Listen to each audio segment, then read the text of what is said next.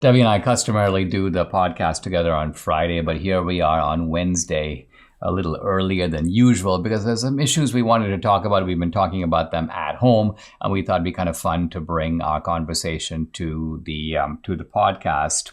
The first thing you were telling me about is, I guess it's an issue involving religious freedom and involving this young guy, this young policeman who got reprimanded. So tell a little bit about who he is and what happened and what the issue is.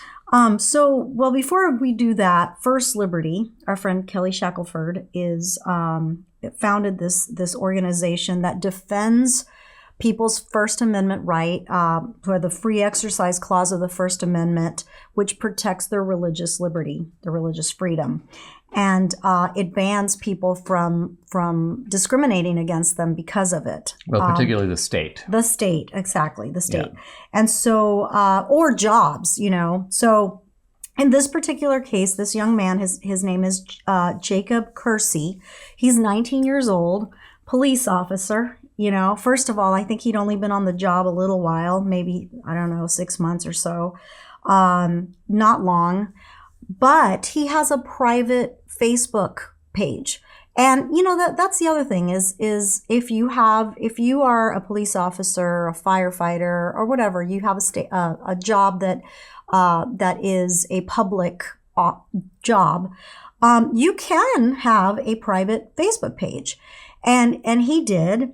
And in the page, so we get to, sometimes we post things we want to post. Hey, shout out to my mom. My mom's birthday was last week. And so, I don't write very many posts, but when I do, it's whatever you want to write about.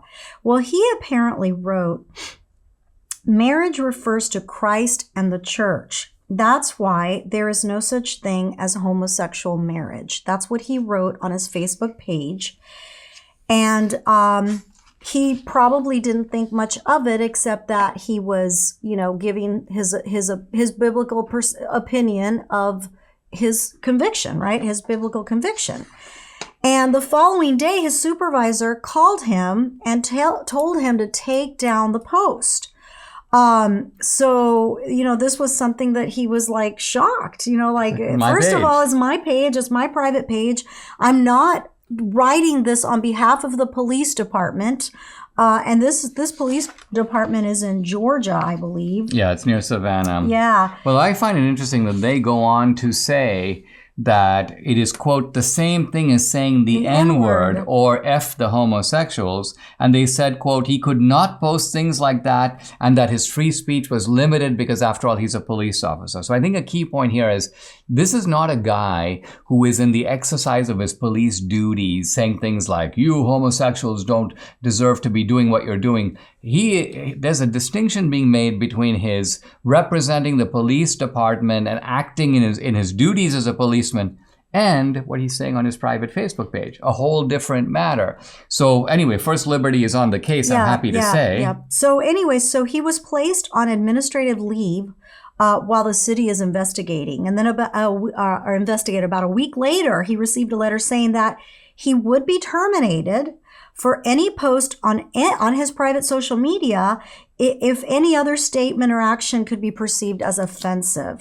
And he realized that he faced a choice: either compromise his deeply held religious beliefs or continue to be a police officer.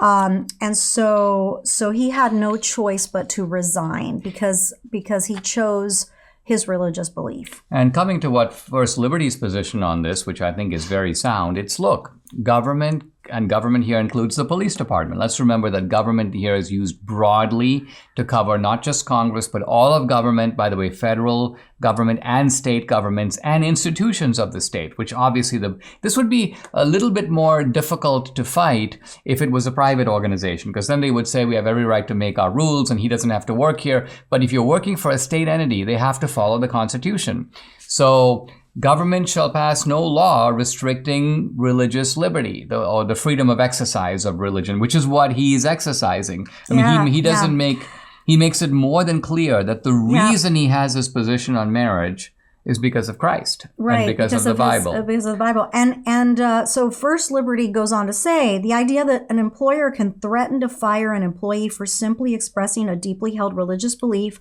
while off duty is chilling. The discrimination this young man, this public servant faced, could have come out of the Orwellian novel. So it really goes to show you that this is not only outrageous, but dystopian.